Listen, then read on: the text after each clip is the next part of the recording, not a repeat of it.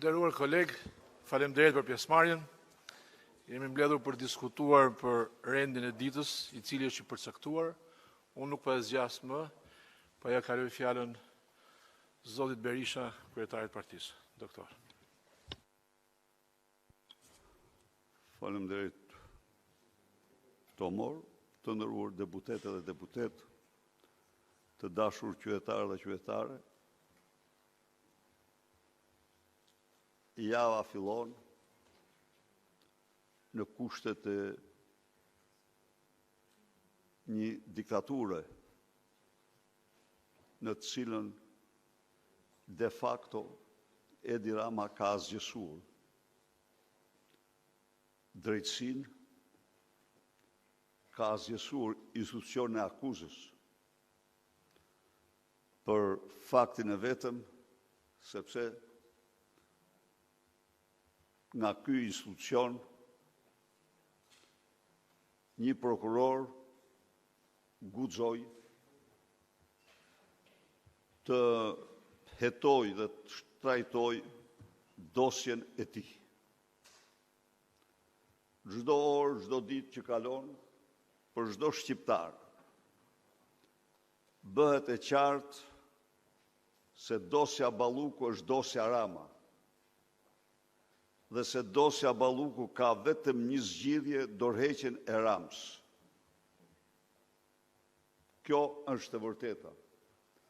Dhe ajo që është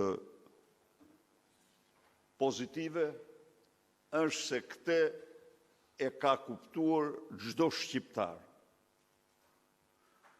Unë e vlerësoj shumë punën që keni bërë ju me zgjedhësit, përpjekjet tuaja, takimet e rëndësishme dhe përpjekjet serioze, por ju garantoj se zemrimi i qytetarëve po shkon në përmasa të papërmbajtura. Ka një revolt të brendshme shpirtërore tek njerëz të thjeshtë të cilët e shohin se edhe ajo shpresë që kishin tek drejtësia për ndëshkimin e korrupsionit u shua.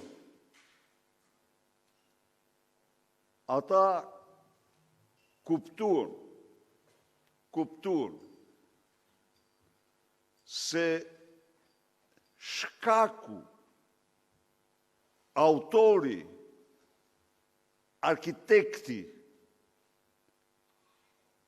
i sistemit korrupsionit në Shqipëri e ka emrin Edi Rama.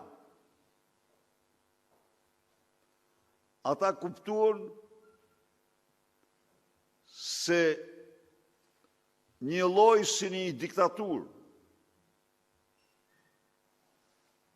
drejtësia nuk mund t'i afrohet atij. Qytetarët po e kuptojnë dhe kanë kuptuar se vjedhja e pasurive të tyre dhe fondeve publike për Edi Ramën është një normalitet. Konsideron veten si patron të tyre.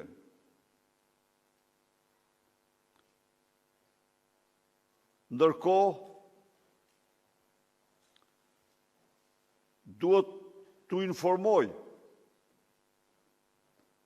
se java e kaluar ishte një javë në të cilën Edi Rama u damkos në tempullin e demokracisë europiane në Këshillin e Europës. Para asaj audience, në të cilën përfaqësohen të gjitha parlamentet e Europës, Bashkimit të Vendeve Anëtare të Bashkimit Evropian dhe të NATO-s dhe vende tjera. mund të pohoj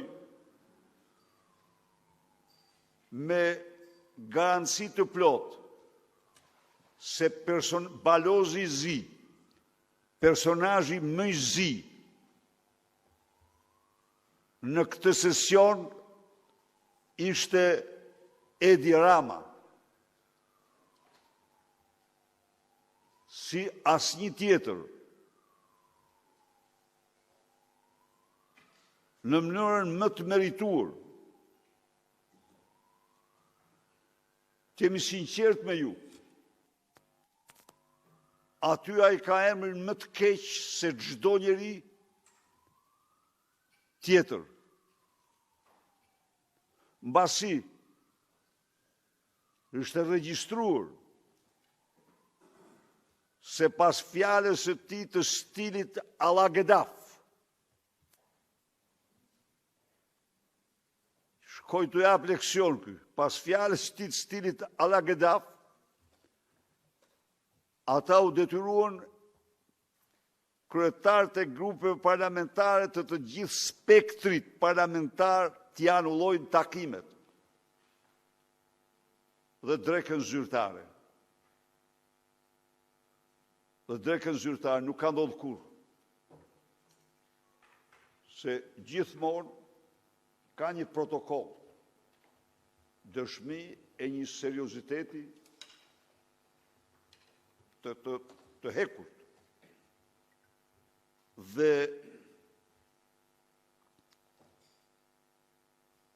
ky i ka detyruar t'ja anullojnë, të tarxojnë protokollin e tyre. Unë e di se ky po bën përpjekje të mëdha për shkuar përsëri, se ky kështu e ka. Por do të më falin shqiptarët, por aty nuk ka vend për narkodiktator. Nuk ka vend për kryeministra hajdut si ky. Nuk ka vend për ata të cilët sillen si me qenë birtën Verhoxh, i birën Verhoxh aty. Dhe shanset i ka minimale për thënë të pakta, sidoqoftë ju garantoj se në rast se ky synon të shkojnë në atë seli, shqiptarët e Francës dhe Gjermanisë do t'i ketë para saj. Po, do të organizohet një nga protestat më të fuqishme.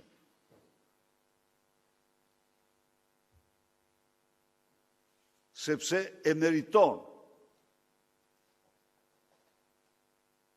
Tani, keni pa ju,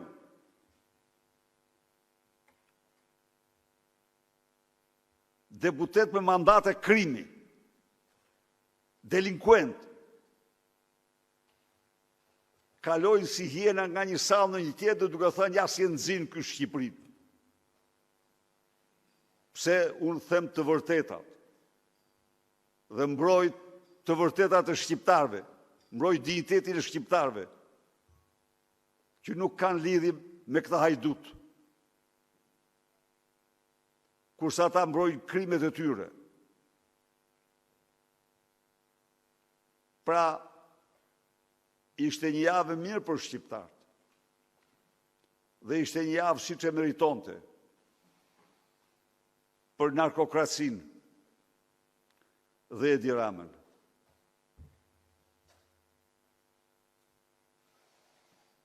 Përpiqet me çdo kusht, bën gjithçka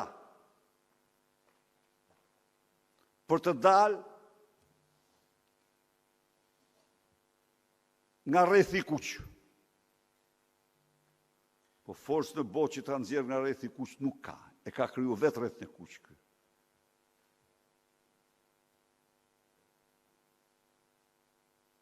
Ky dhe me sa duket edhe vllau, edhe si vllau i tij, padroni i tij Vučić. Se edhe ati i doli Ergjys Agasi, e murë të vesh besoj. Edhe ati Agasi Vučićit ishte me 5 tonelata drogë. S'ka lidhje, tha. Nuk ka lidhje me qeverinë, a ishte zyrtar shumë, po ishte njeri rrethit tije, si Agasi, ishte egzakt si Agasi. Pra, por, edhe ajo që është gjetë Beograd, e rënon dhe këte, se dihet lidhja e ngushtë e tyre është lidhje në krim.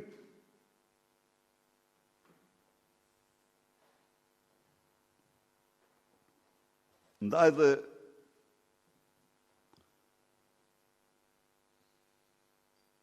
ne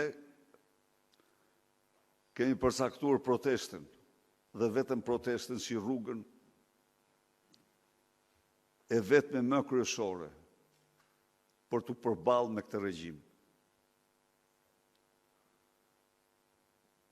Data 10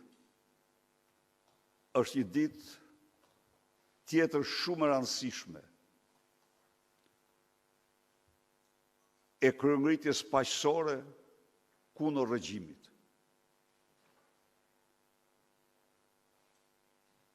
Ju jeni me njerëzit, takimet, konstatoni se çfarë zemrimi ka për këto qëndrime. Dhe këtë zemrim qytetar do ta shprehin në rrugët, sheshet e Tiranës. Ndaj dhe kjo javë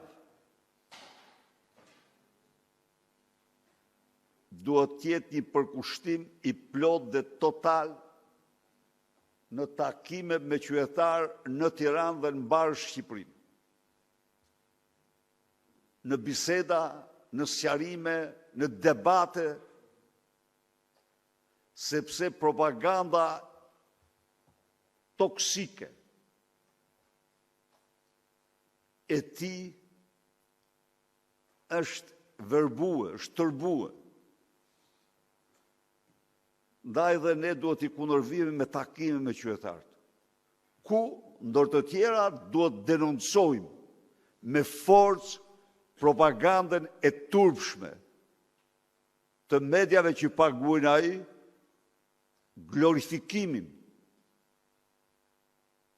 në shkallë ekstreme e patju, Top Tuneli falënderon të Ramen se përdori gaz lotësjellës të skadur, sepse si pas Top Tunelit, ky ishte më i dobët se gazi pas skadur. A mund të arri në këtë nivel një medje as Enveri dhe Hitleri s'mund të qonin më tej në propagandën e vetë një medje që qonë këtë Top Tunelin. Të thot që ju bë favor protestuesve, se u përdor gazi skadur. Imagjinoni ju se çfarë shplarje truri me paratë e vjedhura të qytetarëve u ka bërë Edi Rama mediave që kontrollon.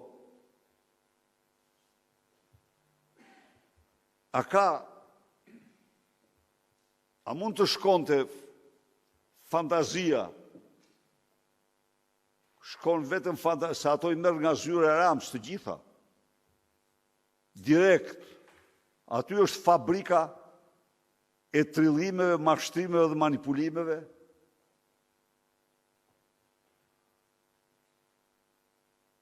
Plus, edhe njerë, është lule dosja e Ballukut që është dosja e Akshit. Dosja e Akshit është dosja më e paparë ndonjëherë historinë e Europës. Ku vetë Edi Rama është kryesori.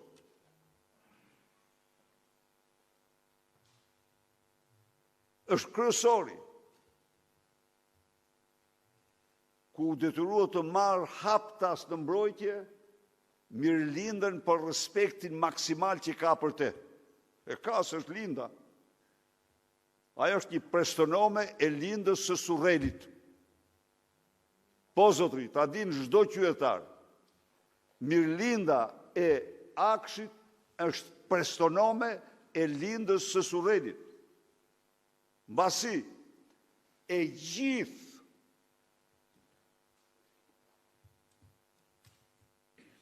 krimi i kësaj sipërmarrje, i kësaj agjencie shtetërore, ka si stumullar Baxhanakun, Edi Rams, kunatin e lindës.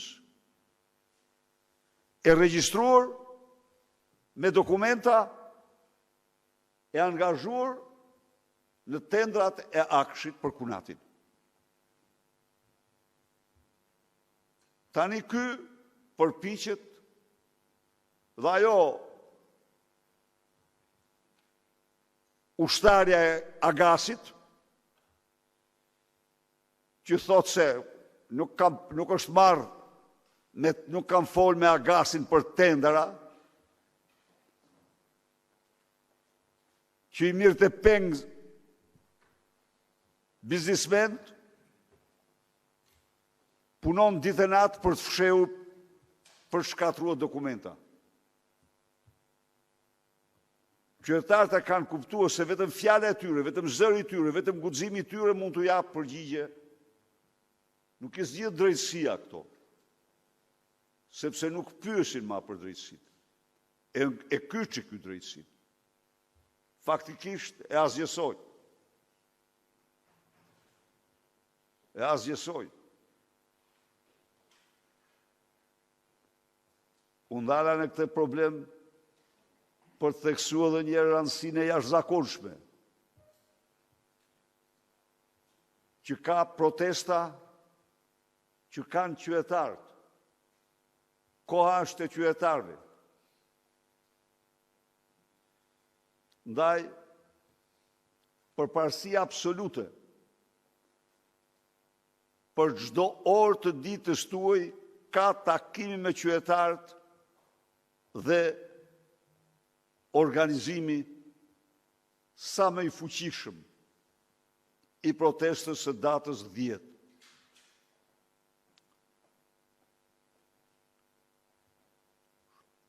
Llojshmëria e saj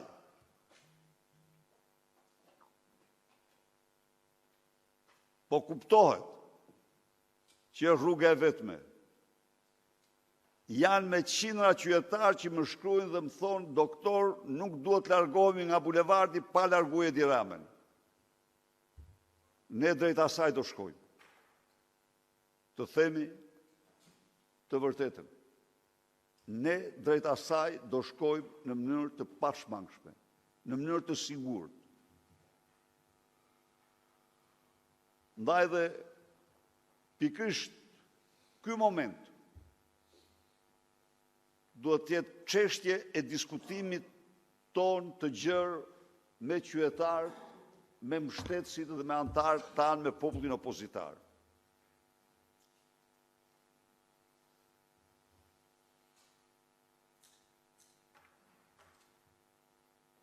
Galeria e Ergjys Agasit është galeria më shëmtuar e shtetit. Ajo do hy në histori si dëshmia më të tmerrshme e degradimit, degenerimit total të organizacës kriminale që quhet Rilindje.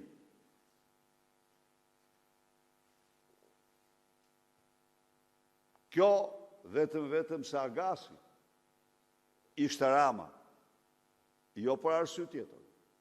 Se Agasi, çfarë ishte Agasi? Ishte Rama që vriste. Pam, pam, pam. Ishte Rama që përdorte oficerët e policisë për të ekzekutuar në mes të sheshit. të aeroportit Tiranës. Ishte Rama, që urdhëronte të çohet të dërgoshin tek Suelçela pengjet e marrura për t'ja u thyer koskat atje, që të hiqnin dorë nga tendrat. Ishte Rama.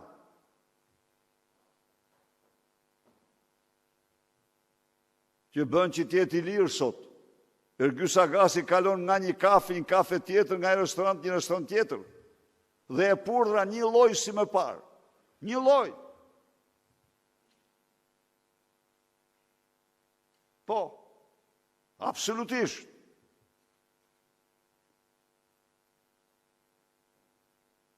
Përcakton merr vendime, se është Rama, se normalisht ai duhet jetë në burg, por nuk ka përkundrazi. Atë e mbron Ergyll i policisë që quhet Ergyll Sagasi i policisë që quhet Proda, Ilirian Proda, përfaqësues kryesor i karteleve. Pra, që të mos e zgjasim më tej, gjithçka është në duart të qytetarëve. Gjithçka është në duart e të rive shqiptar, e studentëve, e të rive punëtor, e gjimnazistëve. Dhe unë kam shumë besim. E gjithë Europa pret protestën tonë. E gjithë Europa pret protestën tonë.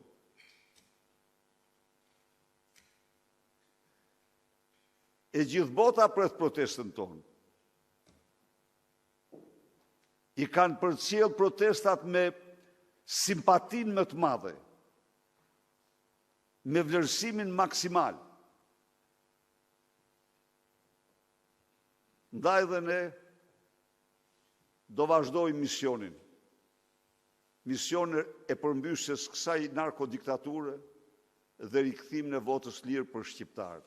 Faleminderit.